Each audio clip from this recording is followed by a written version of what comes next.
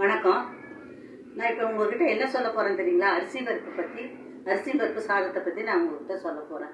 அரிசி பருப்பு சாதம் எப்படி பண்ணுறதுன்னா நல்லா இருக்குங்க, டேஸ்ட்டாக இருக்கும். எங்கள் அம்மா காலத்துலேருந்து நாங்கள் செய்கிறோம் இந்த சாதம். இந்த சாதத்துக்கு மேட்சிங் கத்திரிக்காய் உருளைக்கிழங்கு பொரியல். ஆரம்பத்தில் நான் சொல்லிடுறேன், அதுக்கப்புறம் நீங்கள் இது பண்ணிடுங்க. நான் சொல்கிற விவரமாக. அரிசி பருப்புனா ஒரு டம்ளருன்னா 1/4 டம்ளர் பருப்பு, அதை களைஞ்சு தனியாக வச்சுக்கணும். அப்புறம் எண்ணெய் ஆயில் ஊற்றி கடுகு போட்டு 2 வரமிளகா, சின்ன வெங்காயம் தாங்க டேஸ்ட்டு. அந்த சின்ன வெங்காயம் நல்லா வதக்கணும். நல்லா வதக்கணுன்னு அது கூட ஒரு பட்டையை போட்டு நல்லா வதக்கிக்கணும். அப்புறம் வதக்கினதுக்கப்புறம் அதுக்குள்ளே மஞ்சத்தூள் போட்டு அந்த வதக்கும் போது உங்களுக்கு என்ன வருது, நல்லா அந்த கலர் ஒரு ரோஸ் கலர் மாதிரி வரும். அந்த ஆயிலில் போட்டு நம்ம இது பண்ணுறது ரோஸ் கலரில் வரும். அப்புறம் அதுக்கப்புறம் நம்ம அந்த தக்காளி சாம்பார் பொடி இருக்குது, நம்ம வீட்டுக்கு யூஸ் பண்ணுற சாம்பார் தூள், அதை போட்டு வதக்கிட்டு, அப்புறம் நம்மளுக்கு எவ்வளவு காரம் வேணுமோ பச்சை மிளகாயும் போட்டு நல்லா இது பண்ணி இருக்கும்போது தக்காளி நல்லா குண்டாக, நம்மளுக்கு எவ்வளோ அரிசி போடுறோமோ அதுக்கு தகுந்த மாதிரி தக்காளி போட்டு நல்லா வதக்கி அந்த ஆயில் நல்லா வதங்கணும். அதோட கலரே நம்மளுக்கு பார்த்தீங்கன்னா அது ஒரு ரோஸ் கலரில் இருக்கும். அப்புறம் அந்த அரிசி களைஞ்சி வச்சதை அதில் போட்டு தண்ணி ஆயில் நம்ம ஒரு டம்ளர் அரிசி போட்டு 1/4 டம்ளர் பருப்பு போட்டிருந்தோம்னா அதுக்கு எவ்வளோ தண்ணி வேணுமோ அவ்வளோ தண்ணி ஊற்றி வெயிட் போட்டுடணும்.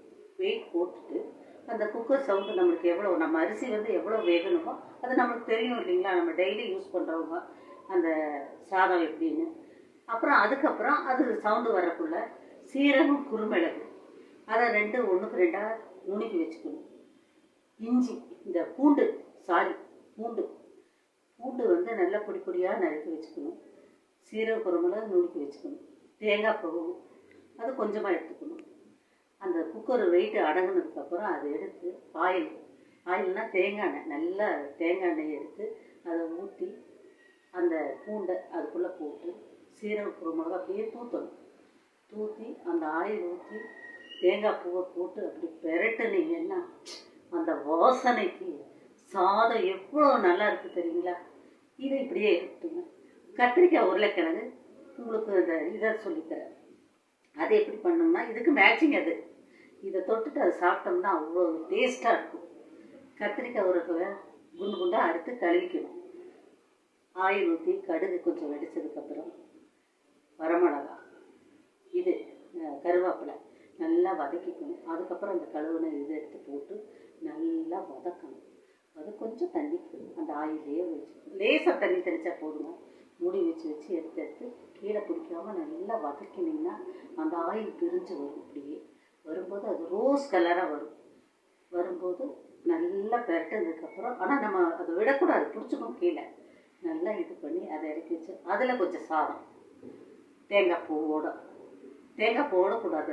இதுலேயே தேங்காய் இருக்குது, அரிசி பருப்பு சாதத்துலேயே தேங்காய் இருக்குது. அதனால் அதில் தேங்காய் போடக்கூடாது. அந்த ஆயிலே உங்களுக்கு நல்லா ஒரு ரோஸ் கலரில் அப்படி சாப்பிட்றதுக்கே சூப்பராக இருக்கும். போட்டு சாப்பிட்டிங்கன்னா டேஸ்ட்டு நல்லா இருக்குங்க. நீங்கள் ட்ரை பண்ணி பாருங்கள்.